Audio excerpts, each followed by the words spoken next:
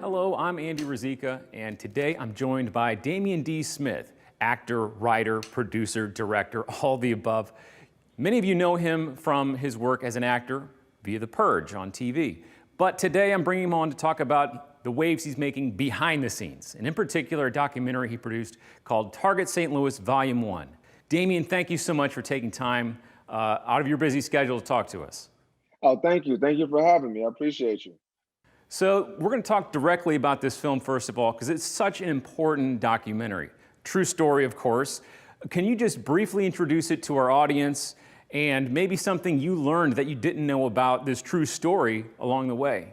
Oh, thank you. The documentary is Target St. Louis Volume 1. It's about post-World War II during the Cold War era. The military conducted secret chemical testing on the most vulnerable population of St. Louis, Missouri.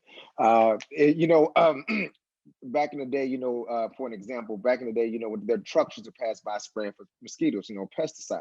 In those cases, they were spraying white phosphorus, zinc, cadmium sulfide, and other elements. So that's what the documentary explores, and it's told through the eyes of survivors, people that were children at the time, playing in those playgrounds, but now they're in their 70s and they're sharing their stories, and we're interlacing that with fact and information and things like that. So I directed this film, Target St. Louis Volume 1, this documentary. So that's what it's about. So you've come, from acting and directing. What brought you to specifically that made you passionate enough to make this documentary? Well, what made me passionate about this documentary is, first, I'm from St. Louis, born and raised on the north side of St. Louis, Missouri. And how I came to the story, my grandmother and I, how she used to communicate with me, she used to mail me letters, mail clippings and things like that. Most of the time, the letters were about family gossip, things, how they go. But this one particular time, she had mailed me a clipping of a news of the St. Louis Post-Dispatch, I believe, and it was of Dr. Lisa Martino Taylor's findings.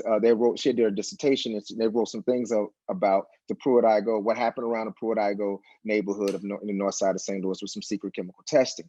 And my grandmother said that this is the neighborhood that she grew up in, and she was a part of that. She remembers these things as a kid, and she remembers these situations. And remember, as kids, they spoke about it as kind of like the boogeyman, those type of things. So within doing some further research, I was very interested about this, and to find out that it happened, again, concurrent of the Tuskegee experiments, and to, again, the most vulnerable population of St. Louis, my aunts, uncles, family members, friends. I have a skill set of telling stories. I've been a filmmaker, and I want to use my skill set to help out the people of St. Louis, where I'm from. Is it just incredible to you that this story is really still kind of swept under the rug? And to this day, almost nobody's been held accountable. No one has been held accountable about this situation, and you'll find out through the documentary why so. And it blew my mind. And I'm sorry to follow up on your other question. What I learned was that not only in St. Louis where the tests were happening secretly, but African Americans were used exclusively for testing on certain things. For if we can double back to the the syphilis test in Tuskegee, in which that they developed a effective vaccine literally off the backs, spinal fluid, and things they got from the men from the Tuskegee experiments to help develop the vaccine that we use. So the role that we play in medical development has been significant, and we get very little recognition for it. Now, you've been a director behind the scenes before where you're directing actors. This time for this documentary, you're talking to real people. Was it hard to get them to talk and even open up on camera? You know what? That was very interesting to me that it wasn't at all. Because these people that are the participants in this documentary, they want to tell their stories. And again, like the majority of them are in their 70s. So they don't have any financial gain out of this. They don't have anything that's going to change their life too drastically, except getting this knowledge out and getting it to the people and letting them know that we need to be looking out and watch over these situations about the environment in St. Louis, Missouri, because they have generations, they have grandchildren, great-grandchildren, children that was affected by this directly or indirectly, So the title is Target St. Louis Volume 1. Does that indicate there's going to be a Volume 2, Volume 3, maybe Volume Great. 8? You know what? Great question. So again, I'm a filmmaker as well. I'm an actor, but I'm a filmmaker as well. And I have a vision for St. Louis that I would like to bring the film industry more to St. Louis, Missouri. That's what I have. So Target St. Louis Volume 1 is the first installment of an anthology series of films that I would like to direct and shoot in St. Louis exclusively. I'm not going to shoot all my movies in St. Louis, but I do have a set that I would like to, again, introduce the film industry, the film culture in the St. Louis, and it's going to be through these series of films. And this is Target St. Louis Volume 1, and there will be a Volume 2 coming soon, which is related to some other scripts and narratives and other documentaries, again, based in St. Louis, Missouri.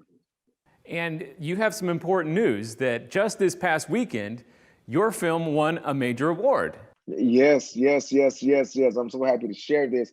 We won Best Documentary Feature at the Urban World Film Festival, the 25th anniversary of the Urban World Film Festival. So we are super excited. We just learning about this. It just came out in all the trades. You know, we're in Deadline, we're in Variety, we're in St. Louis TV. We're moving, baby. Target St. Louis is moving.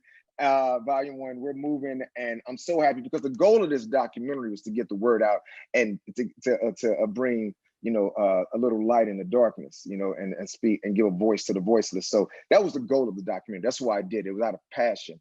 And I'm so happy that it's being recognized to a point that, people, it's been awarded these accolades, because the only that's going to do is just help get the word out even more. So I'm really excited about that. So that was in New York, the Urban World Film Festival. You're also going to be in the St. Louis International Film Festival soon, correct? Yes, yes, yes. Coming soon at the first week of November, to be exact. I don't know the exact date, but we're going to be pushing it out all around on all our social media and everywhere. We'll be in the St. Louis International Film Festival. We cannot wait to show this film to our hometown people, because this is what it's intended for. I know there's a whole a big group of the Pruitt-Igoe association of that grew up in that area. They come together every year. They're coming, families, friends, people of St. Louis of note. I cannot wait for us all to converge at the St. Louis International Film Festival the first week of November. It's going to be excellent. I do want to talk about your acting, because you obviously know your way around now the backside of production, but from the acting perspective, can you talk about how you've come from St. Louis and now you're on The Purge and Snowfall, and just your acting career in general as well? Well, I quickly, I try to sum it up real quick. I went from St. Louis, I went to New York, and I studied theater. It's my passion, my love, and I did a lot of theater in New York. And once I got to a point where I felt I wanted to go for my other passions, which is film and TV, I figured I had to go to LA. So once I did a one-man show, I did a one-man show in New York, and it was received well, and I got nominated for a couple awards. That kind of gave me the confidence to go out to LA and focus on the other elements of my passion, which is film and television, storytelling mostly, to sum it up. So when I got to LA, also I'm working and I'm learning, like I said earlier, my craft, being everything I can. And when I got over here, man, I just hit the ground, brother. So that's kind of like my trajectory, but it was all based within the art. So from New York, I'm from St. Louis, I went straight to New York because I knew that's where actors that I loved, the people that I looked up to, the Pacinos, the Denzels, all of the Sams, all the great actors started in theater in New York, in my opinion. So that's when I was at that age. So I said, that's what I knew, and that's why I took my jump and I moved to New York, not knowing anyone and not knowing the soul, and took that shot, brother. Well, we're running out of time here. Can you just tell people where they can find information about Target St. Louis Volume 1, maybe where they can download it or just find information online? Oh, sure, no problem. You can you can follow me on IG and Facebook at Damien D. Smith.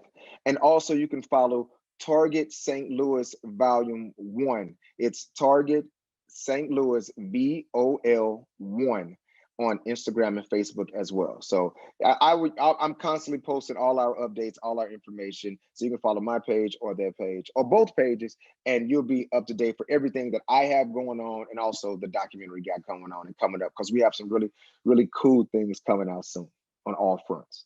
Well, good luck. Oh, congratulations on the award and good luck in all your future projects.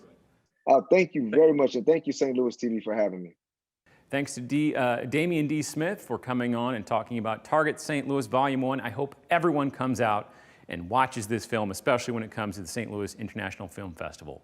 And after you check out his film, be sure and follow us on Facebook, YouTube, Instagram, and Twitter.